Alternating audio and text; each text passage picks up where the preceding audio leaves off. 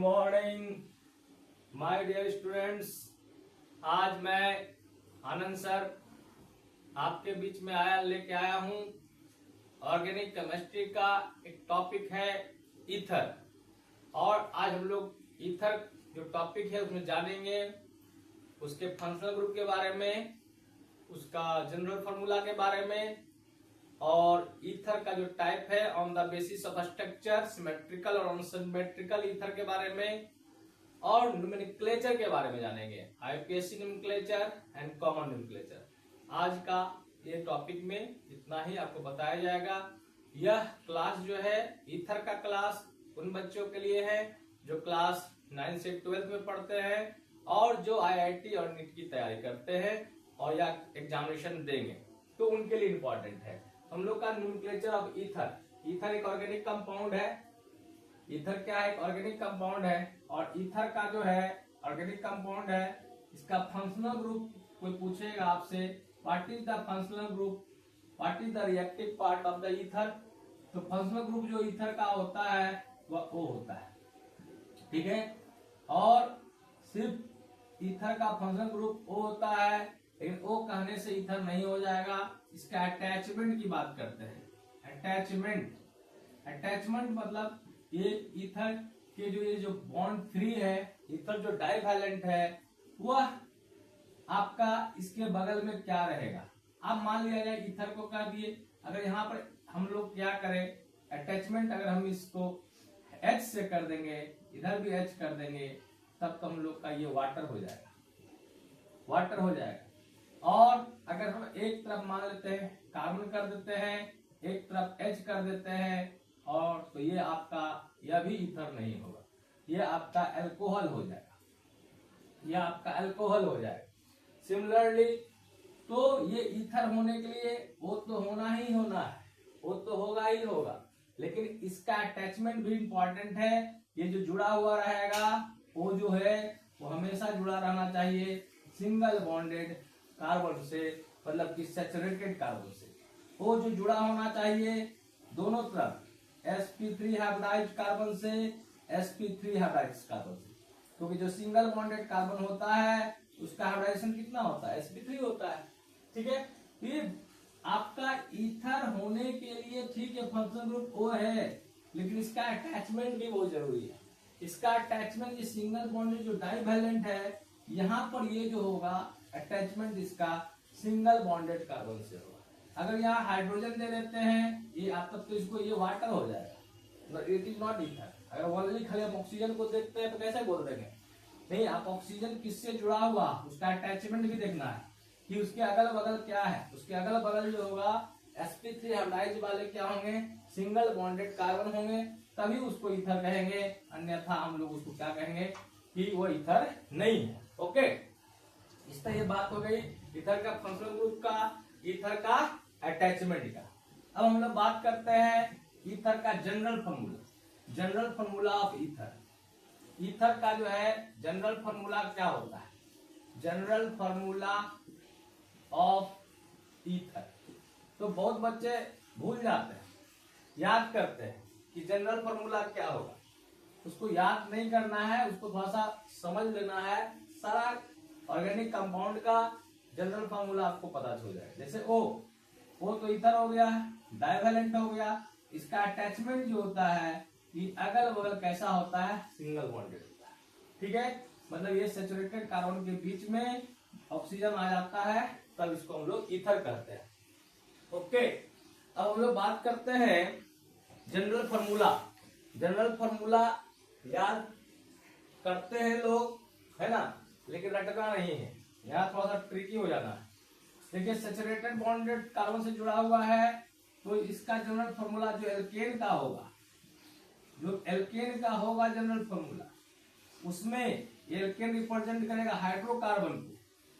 Hydrocarbon मतलब कि represent करेगा हाइड्रोजन और कार्बन को, हाइड्रोजन एंड कार्बन को। तो ये सैचुरेटेड कार्बन से है ईथर, इसका जनरल फार्मूला एल्केन वाला होगा। और साथ में एक इसके पास ऑक्सीजन है, उसमें ऑक्सीजन डाल दो, तो आपको सबको मालूम होगा जनरल फार्मूला ऑफ एल्केन क्या होता है। What is the general formula of alkene? General formula of alkene सब लोग जानते हैं, CnH2n+2। एल्केन का हो गया, ये आपको सैचुरेटेड कार्बन को रिप्रेजेंट किया, और यहाँ पर क्या हो गया, O। This is the general formula of alkane. Where N क्या होगा, सब लोग जानते हैं, वेन N बराबर क्या होता है, नंबर ऑफ कार्बन। लेकिन यहाँ कंडीशन क्या है कि N का वैल्यू ऑफ N जो होगा, number of carbon always greater than क्या होगा, या इक्वल टू 2 होगा, 2 से तो कम होगा ही नहीं। ईथर के लिए अगर हम मिनिमम कार्बन की बात करें तो नंबर ऑफ कार्बन कम से कम कितना होना चाहिए, 2 होना चाहिए, 2, क्योंकि जो ऑक्सीजन है एटलीस्ट वो कार्बन से तो जुड़ा ही रहेगा। तो इसलिए CnH2n+2 जो एल्केन है उसमें O डाल दीजिए। जनरल फॉर्मूला हो गया ईथर का। आपके 12th के एग्जाम में पूछे जाते हैं what is the general formula of ether, तो CnH2n+2O। यहाँ N क्या है, नंबर ऑफ कार्बन, ठीक है, वो हमेशा 2 से क्या होना चाहिए, 2 या 2 से ज्यादा होना चाहिए। इस तरह हमने जाना general formula of ether. Okay, समझ आ रहा है मेरी बात है? अभी तक क्या क्या सीखे, फंक्शनल ग्रुप, अटैचमेंट, क्या चीज से जुड़ा होना चाहिए ईथर, और क्या चीज सीखे, जनरल फॉर्मूला। जनरल फॉर्मूला भूलना नहीं है, जो एल्केन का होता है उसमें O लगा देना है, तो सैचुरेटेड होता है तो O ऑक्सीजन जो जुड़ा होता है वह सिंगल बॉन्डेड कार्बन से जुड़ा होता है।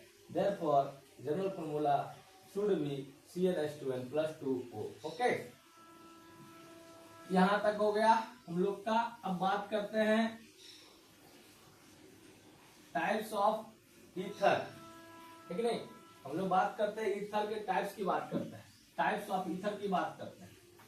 Types of ether, types of ether on the basis of structure, on the basis of structure. एकदम बहुत क्लियर कट में बता रहे हैं, समझ में आ जाएगा, ठीक है।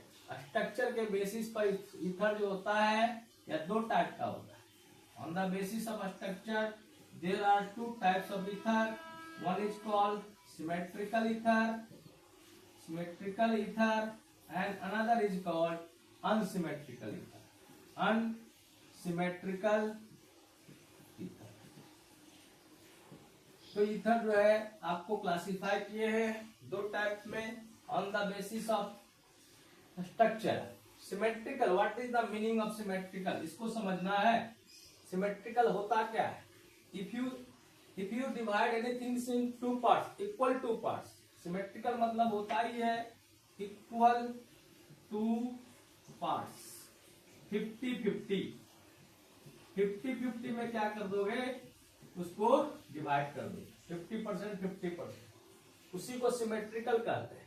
सिमेट्रिकल का मतलब ही होता है 2 इक्वल पार्ट में डिवाइड कर देना, उसको सिमेट्रिकल कहेंगे।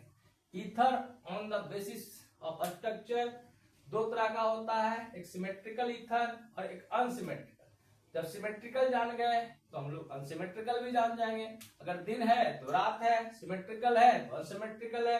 तो सिमेट्रिकल का अपोजिट वर्ड क्या है, अनसिमेट्रिकल है। सिमेट्रिकल का मतलब होता है if we divide anything into equal parts then it is called symmetrical. कोई भी ऑब्जेक्ट्स है, कोई भी थिंग्स है, अगर इक्वल पार्ट में डिवाइड हो गया तो उसको सिमेट्रिकल कहेंगे। अगर इक्वल आइडेंटिकल पार्ट में नहीं डिवाइड हुआ तो उसको हम लोग कहेंगे अनसिमेट्रिकल। तो ईथर जो है, ईथर का हम लोग क्या है, फंक्शनल ग्रुप O होता है। यहाँ पर ये R और R दिए हैं। ये R क्या है आपका, अल्काइल ग्रुप कहलाता है।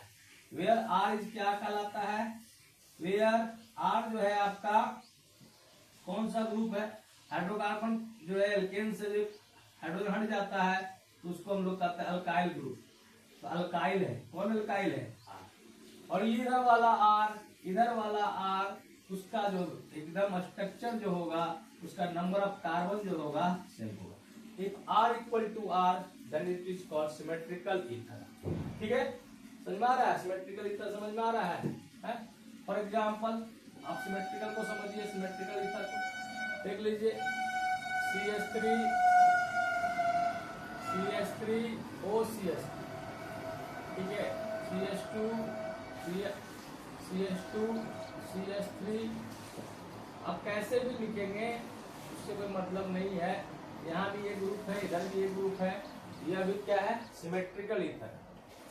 जब ईथर O के अगल बगल वाला ग्रुप जो होगा वो आपका जो हाइड्रोकार्बन का जो है अल्काइल ग्रुप या फिनाइल ग्रुप होगा। फिनाइल ग्रुप भी हो सकता है, बेंजीन से एक हाइड्रोजन हट जाएगा तो उसको फिनाइल कहेंगे।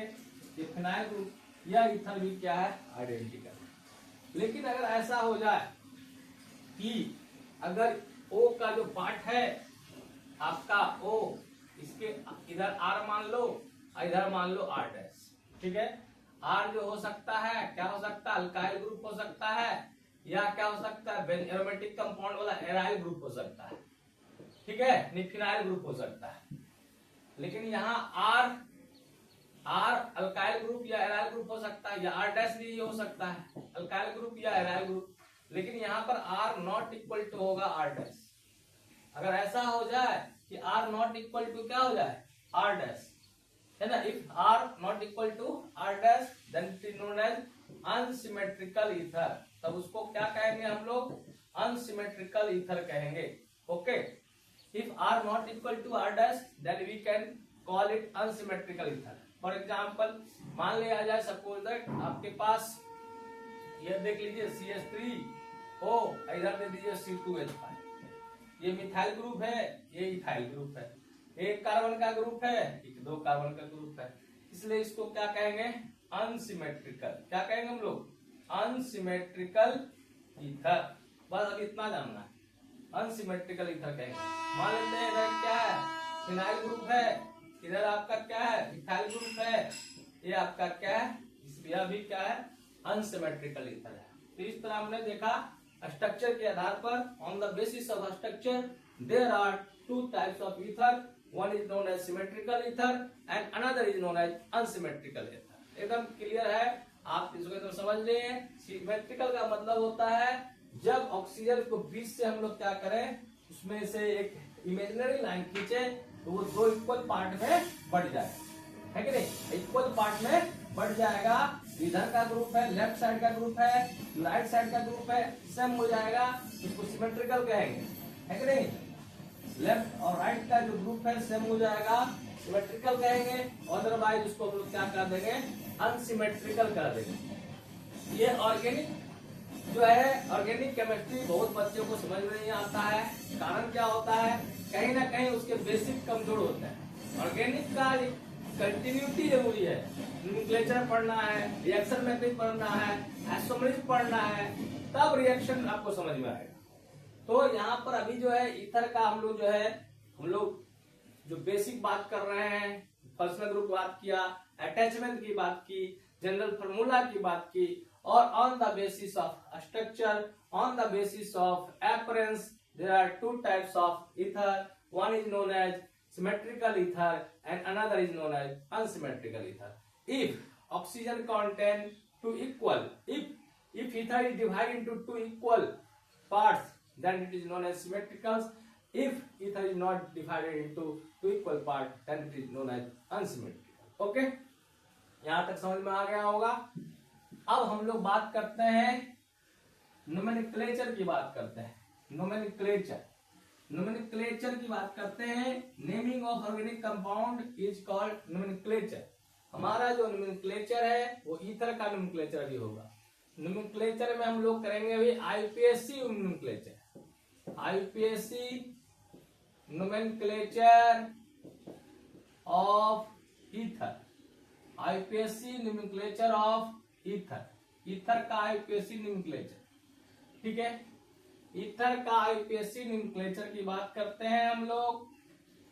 तो यहाँ तो अगर हम इसकी जो बेस नेम की बात करें, पेरेंट नेम की बात करें, जो लॉन्गेस्ट कार्बन में जाएगा, पेरेंट नेम की बात करें, जो बेसिक पढ़े हैं, जो लंबा कार्बन में जाएगा, लॉन्गेस्ट कार्बन पर जाएगा, वो हो जाएगा आपका एल्केन। क्या हो जाएगा, एल्केन। अगर हम बात करें कंप्लीट नेम की बात करें तो उसका नाम हो जाएगा अल्कोक्सी एल्केन, अल्कोक्सी एल्केन। मतलब कि आईपीएससी नेम जो होता है ईथर का इसी फॉर्म में होता है, इसी रूप में होता है।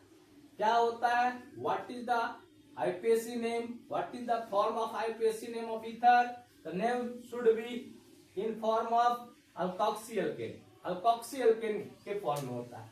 अल्क जो और ऑक्सी, अल्क मतलब होता है कार्बन और ऑक्सी मतलब होता है ऑक्सीजन. वैसा कार्बन जो ऑक्सीजन से जुड़ा हो उसको अल्कोक्सी कहेंगे. और एल्केन जो है ये तो आपका हाइड्रोकार्बन है ना. ये हो जाएगा longest carbon, longest carbon chain, longest carbon chain हो जाएगा. और अल्कोक्सी जो हो जाएगा, अगर सिमेट्रिकल है तो कोई एक पार्ट अल्कोक्सी जाएगा, एक पार्ट एल्केन जाएगा. लेकिन अगर अनसिमेट्रिकल है तो अल्कोक्सी कौन होगा, ये इंपॉर्टेंट है. अल्कोक्सी जो होगा वह होगा जो लेस नंबर ऑफ कार्बन को कंटेन करेगा. Contain less number of carbon. तो इस तरह हम अभी ये जाने कि ईथर का जो IUPAC नेम होता है उसमें दो वर्ड कंटेन होते हैं, एक अल्कोक्सी और एल्केन. अल्कोक्सी जो होता है ऑक्सीजन से जुड़ा हुआ पार्ट, वह पार्ट होता है जिसमें कार्बन की संख्या कम होती है. और एल्केन जो होता है वह पार्ट होता है जिसमें कार्बन की संख्या ज्यादा होती है, जिसको हम कहते हैं लॉन्गेस्ट कार्बन चेन. अगर ईथर का सिमेट्रिकल ईथर हो, लेफ्ट साइड और राइट साइड जो है आपका नंबर ऑफ कार्बन सेम हो जाए तो आप वो किसी एक पार्ट को अल्कोक्सी लिख सकते हैं. फॉर एग्जाम्पल ईथर का हम लोग IUPAC नोमेनक्लेचर कर रहे हैं और IUPAC नोमेनक्लेचर में ये देख रहे हैं इसका जो होता है अल्कोक्सी एल्केन. फॉर एग्जाम्पल यह देख लीजिए, यह अनसिमेट्रिकल ईथर है. अनसिमेट्रिकल ईथर है क्योंकि दो इक्वल पार्ट में नहीं डिवाइड हो रहा है. अब इसका IUPAC नाम लिखना है. What is will be IUPAC नाम. इसका क्या फॉर्म होता है, क्या रूप होता है, किस फॉर्म में होता है, अल्कोक्सी एल्केन के फॉर्म में होता है. ये IUPAC नेम नहीं है, इस रूप में होगा. IUPAC नेम क्या हो जाएगा, ये तो इसका IUPAC नेम इस रूप में होगा. इसमें कितना कार्बन है, एक कार्बन है. इसमें कितना कार्बन है, दो कार्बन है. एक कार्बन वाला को हम लोग कहते हैं छोटका भैया, छोटा भाई. और दो कार्बन को कहते हैं बड़का भैया. ठीक है.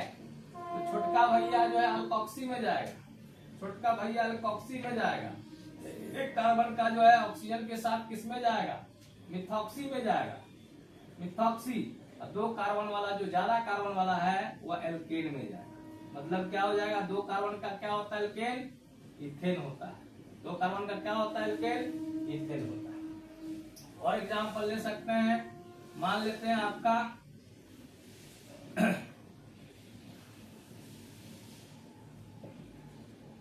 इस ढंग से. यहाँ पर फिर देख रहे हैं ये जो ईथर है वो अनसिमेट्रिकल है. यहाँ 3 कार्बन है, यहाँ 2 कार्बन. इसका नेमिंग तो अल्कोक्सी होगा. जो लेस कार्बन वाला होगा वो अल्कोक्सी ग्रुप में जाएगा. एक तरह का सब्स्टिट्यूएंट की तरह काम करेगा, है ना. अल्कोक्सी एक्ट एज सब्स्टिट्यूएंट, जैसे मिथाइल, इथाइल, प्रोपाइल होता है, उसी तरह काम करेगा. तो 2 कार्बन का क्या होता है अल्कोक्सी, 2 कार्बन का इथ होता है. 2 कार्बन के लिए वर्ड इथ होता है. ऑक्सीजन का ऑक्सी आया, हो गया इथॉक्सी.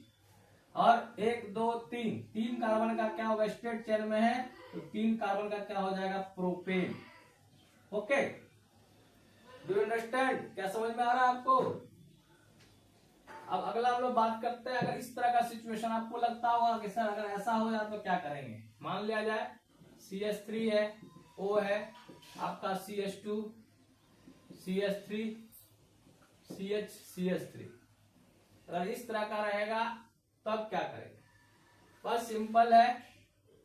आपका जो अनसिमेट्रिकल ईथर है, ये आपका एक कार्बन है, इधर एक से ज्यादा कार्बन है, अनसिमेट्रिकल ईथर है. तो आपका ये सब्स्टिट्यूएंट की तरह काम करेगा. एक्ट एज सब्स्टिट्यूएंट, ये सब्स्टिट्यूएंट की तरह काम करता है.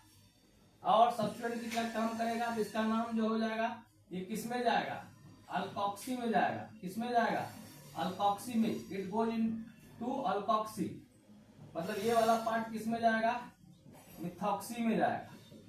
अब यहाँ पर क्या करेंगे, ये यहाँ पर डायरेक्ट तो स्ट्रेट चेन में है नहीं, ये आपका एक तरह का ये ब्रांच चेन में आ रहा है अल्कोक्सी. तो हम लोग नंबरिंग करेंगे. नंबरिंग उधर से करेंगे जिधर से अल्कोक्सी ग्रुप पहले मिलेगा. तो 1 2 3 and 4. Numbering start from such sides which gives lowest number to the alkoxy group because it act as substituent. या substituent की तरह काम कर रहा है, तो आप नंबरिंग उधर से करें, इधर से अल्कोक्सी जो है पहले मिले, इधर से करते हैं तो 1 2 3 पर मिलता है, इधर से करते हैं तो 2 पर मिलता है। इसको कहते हैं lowest number rule. Lowest number rule के अनुसार आईपीएससी का लोएस्ट नंबर रूल कहता क्या है, नंबरिंग उधर से करना है जिधर से फंक्शनल ग्रुप कॉन्टेनिंग कंपाउंड या सब्स्टिट्यूएंट पहले मिले। इधर से लोग नंबरिंग कर दिए, तो 2 नंबर पर का कौन आ गया, मिथॉक्सी आ गया। तो हम लोग लिखेंगे जितना नंबर पर है, पहले नंबर लिखेंगे, कितने नंबर पर है, 2 पर है। 2 पर क्या है, 2 पर क्या जुड़ा हुआ है, मिथॉक्सी। लॉन्गेस्ट कार्बन चेन का खाली एल्केन लिखेंगे। 4 कार्बन का जो पेरेंट नेम होगा, है ना, बाबू का नाम क्या हो जाएगा, पेरेंट नेम को बाबू का नाम बोलते हैं, बाबू मतलब पिताजी का नाम, लंबा चेन वाला जाएगा। 4 कार्बन का क्या हो जाएगा, ब्यूटेन। इस तरह 2 मिथॉक्सी क्या हो जाएगा, ब्यूटेन। ठीक है, ये आप लोग जाके प्रैक्टिस करेंगे, है ना। नोमेनक्लेचर का जो भी आपका है, जो भी रिसोर्सेज है, उस रिसोर्सेज से आप प्रैक्टिस करें। More of number of nomenclature ether का बनाए, तब आपको समझ में आएगा। नोमेनक्लेचर बहुत हल्का है, सब में ऑलमोस्ट सिमिलर कंडीशन होता है, लेकिन कुछ कुछ जो होते हैं बेसिक नेम चेंज करते रहते हैं। ठीक है, अब ये तो अनसिमेट्रिकल की बात करें, थोड़ी सी सिमेट्रिकल की बात कर देते हैं। सिमेट्रिकल ईथर जैसे यहाँ पर है, ये सिमेट्रिकल है, नो प्रॉब्लम। ये भी सिमेट्रिकल है, कोई बात ही नहीं, इसको बोल देंगे हम लोग, क्या बोल देंगे, ये भी, ये इसको मिथॉक्सी, एक पार्ट को ईथर कह देंगे, एल्केन कह देंगे, तो इसका नाम हो जाएगा मिथॉक्सी मीथेन। कोई लफड़ा ही नहीं है, एक पार्ट आपका अल्कोक्सी में, एक पार्ट एल्केन में। मान लेते इसकी बात करें, CH3 CH2O CH2 CH3, ये भी आपका सिमेट्रिकल हो गया, इक्वल पार्ट में बट गया, इसको कहेंगे ethoxy ethane, ethoxy ethoxy ethane. Okay, तो आप देखा आईपीएससी नोमेनक्लेचर सिमेट्रिकल ईथर का और अनसिमेट्रिकल ईथर का। ठीक है, आप अनसिमेट्रिकल ईथर का देखें। अब हम लोग बात करते हैं कॉमन नेम ऑफ ईथर की। कॉमन नेम ऑफ ईथर है कि नहीं, अभी तक आईपीएससी नेम की बात करें, अब हम लोग कॉमन नेम की बात करते हैं। ROR अगर सिमेट्रिकल रहेगा, सिमेट्रिकल ईथर के लिए क्या हो जाएगा, डाई अल्काइल ईथर।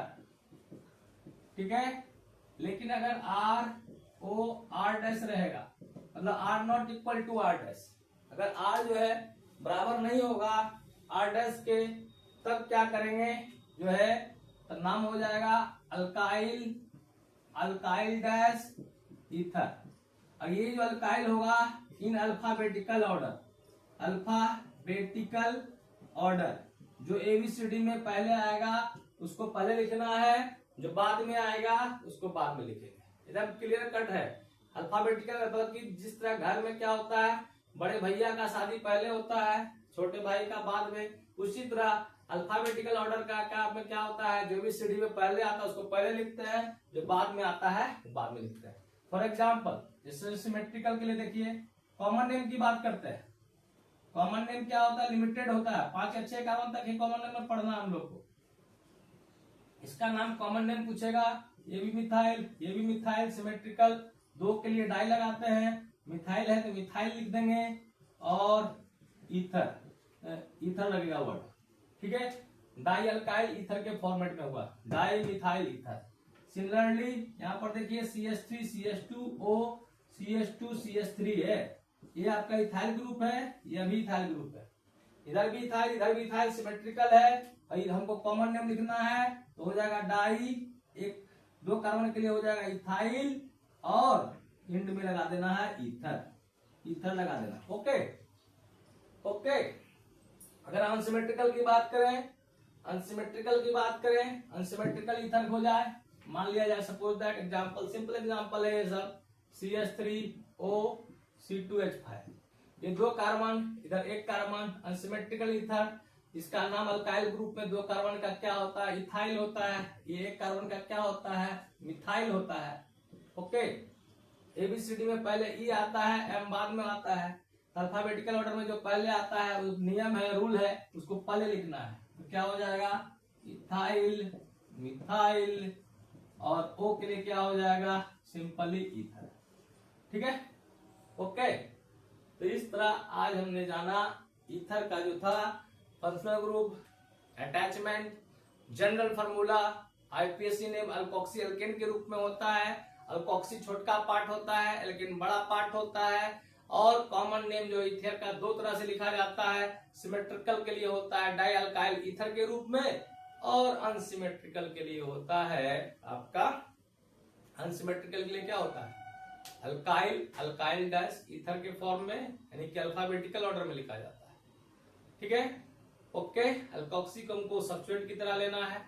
जो बच्चे आप क्लास 12th में हैं, जो बच्चे ऑर्गेनिक केमिस्ट्री पढ़ लिए हैं, एक बार इसको जरूर देखें। आपका जो ईथर का नोमेनक्लेचर बताया गया, आगे के क्लास में ईथर का प्रिपरेशन प्रॉपर्टीज बताया जाएगा। आप मेरे वीडियो को ज्यादा से ज्यादा तक लोगों को तक शेयर करें। Thank you for watching my video. Bye bye.